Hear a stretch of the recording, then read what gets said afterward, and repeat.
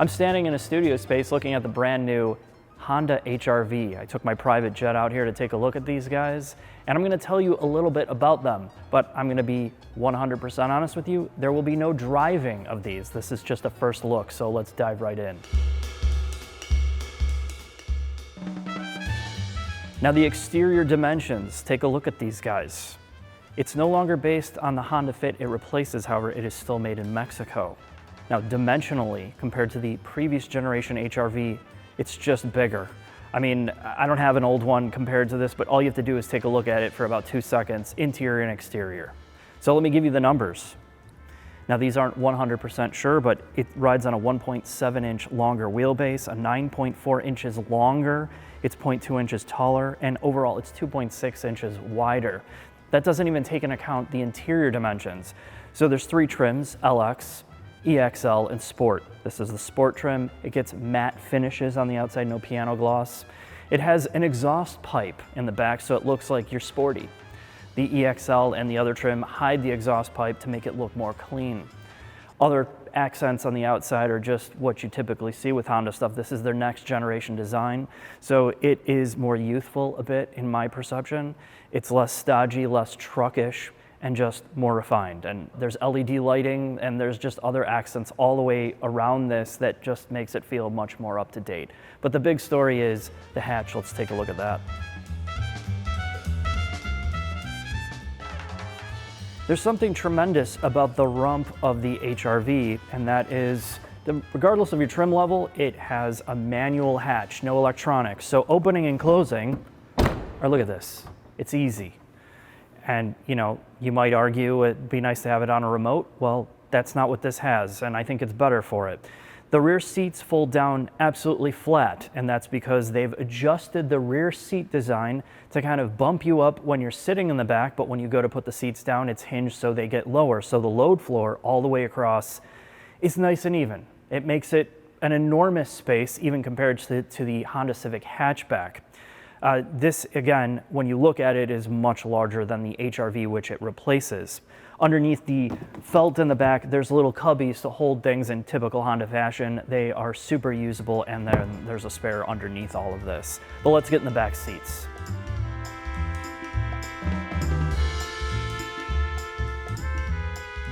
So on the interior, you're not getting any trade-offs regardless of trim level. I'm in the Sport trim, which means you have orange stitching, that's how you know. You also have cloth seats here, and the cloth seats feel great. Honestly, they're super durable, and you can tell that it's gonna breathe well, so even if I'm wearing a tankini, I'm not gonna sweat through all of this.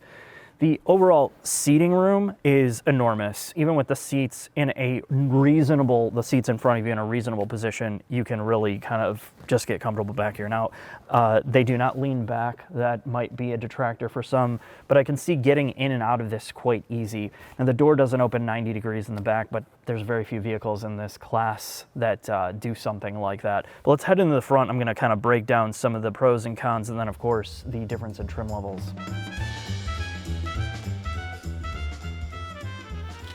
Oh yeah, this is the EXL, top trim level.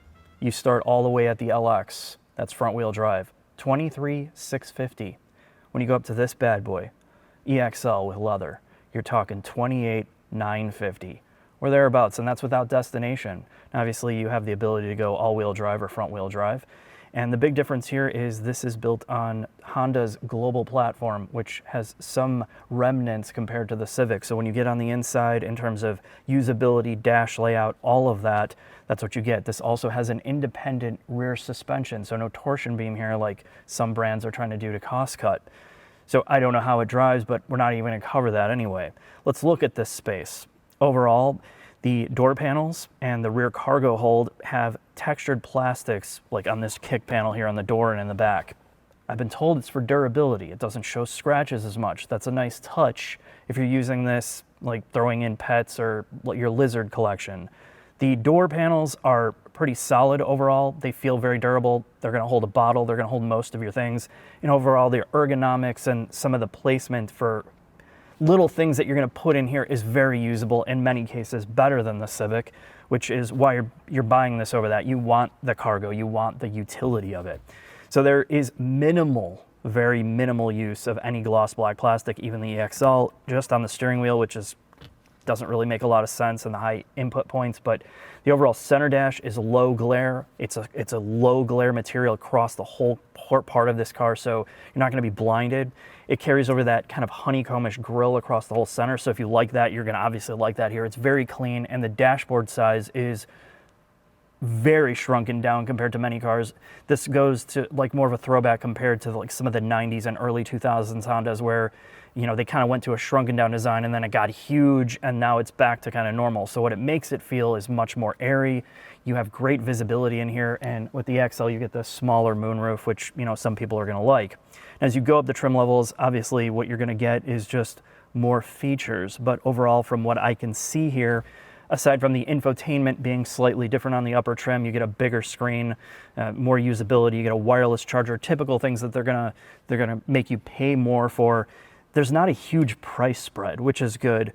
And gauge cluster is very similar. All of these things feel like what you're used to with a typical Honda vehicle. There's just more to like here. It just feels bigger to me and more comfortable. So obviously I'm sitting in this car for essentially a couple hours. So all I can point out is the obvious and some of the pros and the cons. And really the biggest pro between even the sport trim that they have here in the studio and this EXL is there's not a huge penalty between the two trims. The thing that Honda has done amazing here in this generation of car, and a lot of this is carryover from the Civic, is maintaining solid physical controls for every core function.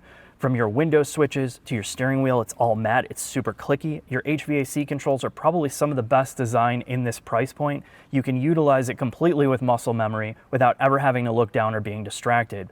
They maintain physical controls on the infotainment on both trim levels, so even though you get a smaller screen in the Sport, they have physical buttons across the whole lower plane of the screen, so you can kind of see where you need to go. It's super simple to use, very simple to use, and that is one of the best parts about sitting in this car for the first time. It's a minimally frustrating experience and something you're going to get in and just get like that without having to learn too much.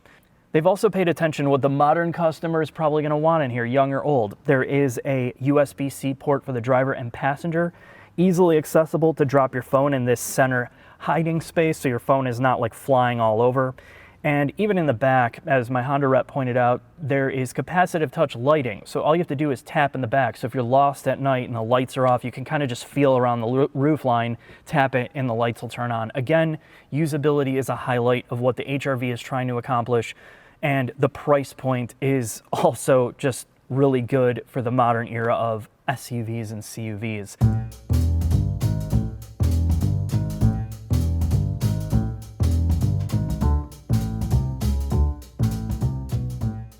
All right, so to close this out, I don't do a lot of first look videos because they don't really add a lot of value. You can't drive the car, you can't really look at the technical details. You can only look at it from a bird's eye view. And just based on kind of this short period of time, I think for the customer that's gonna be buying this and the things that you're looking at, this is really no nonsense. The styling is obviously completely subjective, but interior space, layout, usability is what Honda is best at here. I think the combination of the usability of the hatch space, the cargo room, the comfort, and the price, and given some of the technology features, this is going to be an exciting one. And the fact that it does have independent rear suspension and some of the things that make the Civic so great, this should be really good to drive as well as a daily commuter. So we'll see you in the next video, and hopefully we'll have a full video on this thing in the future. Thanks for watching.